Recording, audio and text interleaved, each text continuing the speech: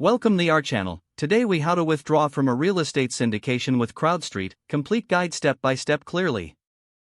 To withdraw from a real estate syndication with CrowdStreet, begin by logging into your CrowdStreet account. Navigate to your investment dashboard. Locate the specific syndication from which you wish to withdraw. Click on the investment to view its details.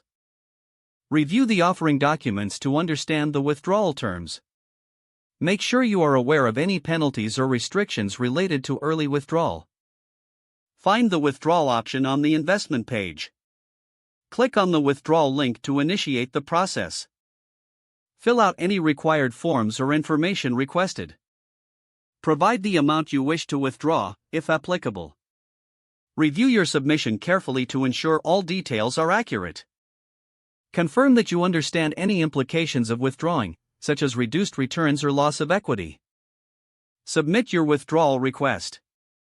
You should receive a confirmation message once your request has been submitted. Monitor your email for any communication from CrowdStreet regarding your withdrawal. Be patient as the processing of your request may take some time. If you have questions or need assistance, reach out to CrowdStreet's customer support. Keep in mind that your withdrawal will be processed according to the timeline outlined in the offering documents. After approval, funds will be returned to your designated bank account. Track your withdrawal status in your account dashboard. Stay informed on future investment opportunities with CrowdStreet to maximize your portfolio. If the page does not load, refresh the browser or try again in a private or incognito window. Make sure you are using the correct email address, then retype it carefully to avoid small typos. If your password is not accepted, use the reset option and create a new strong password you can remember.